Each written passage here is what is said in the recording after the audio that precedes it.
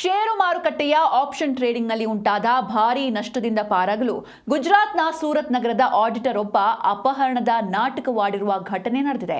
ಅಷ್ಟೇ ಅಲ್ಲದೆ ತನ್ನ ಕುಟುಂಬದವರ ಬಳಿಯೇ 50 ಲಕ್ಷ ರೂಪಾಯಿ ಬೇಡಿಕೆ ಇಟ್ಟಿದ್ದ ಆಘಾತಕಾರಿ ಘಟನೆ ಬೆಳಕಿಗೆ ಬಂದಿದೆ. ಆರೋಪಿಯನ್ನ ಸೂರತ್ನ ಮೋಟಾ ವರಾಚಾ ನಿವಾಸಿ ಜಿಗ್ನೇಶ್ ತಲವಿಯಾ ಅಂತ ಗುರುತಿಸಲಾಗಿದೆ. ಜೂನ್ 12ರಂದು ಈತ ನಾಪತ್ತೆಯಾಗಿದ್ದ. ಜಿಗ್ನೇಶ್ ನಾಪತ್ತೆಯಾದ ತಕ್ಷಣ ಆತನ ಪತ್ನಿ ಮೀನಾಕ್ಷಿ ಬೆನ್ ಪೊಲೀಸರಿಗೆ ದೂರು ನೀಡಿದ್ರು. ಇದರ ಬೆನ್ನಲ್ಲೇ ಅವರ ಕುಟುಂಬಕ್ಕೆ ಅಪಹರಣಕಾರರ ಹೆಸರಲ್ಲಿ ಆತಂಕಕಾರಿ ಸಂದೇಶಗಳು ಬರಲಾರಂಭಿಸಿದ್ವು.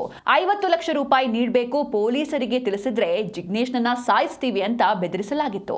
ಜಿಗ್ನೇಶ್ನ ಕೈಕಾಲುಗಳನ್ನ ಕಟ್ಟಿಹಾಕಿ ಒತ್ತೆಯಾಳಾಗಿ ಇರಿಸಿರುವಂತಹ ವಿಡಿಯೋ ಒಂದು ಕುಟುಂಬಕ್ಕೆ ತಲುಪಿತ್ತು. ಹಣ ನೀಡದಿದ್ರೆ ಹೆಣ ಕಳಿಸೋದಾಗಿ ಮತ್ತೊಂದು ವಿಡಿಯೋ ಬಂದಾಗ ಕುಟುಂಬಸ್ಥರು ನಿಜವಾದ ಅಪಹರಣ ಅಂತಲೇ ನಂಬಿದ್ರು.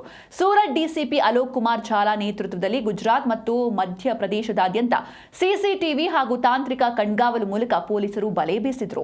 ಜೂನ್ 15ರಂದು ಗೋಧ್ರಾದ ಶಿವ್ ಹೋಟೆಲ್ ಮೇಲೆ ದಾಳಿ ನಡೆಸಿದಾಗ ಜಿಗ್ನೇಶ್ ಯಾವುದೇ ಹಾನಿ ಇಲ್ಲದೆ ಆರಾಮಾಗಿರೋದು ಪತ್ತೆಯಾಗಿದೆ.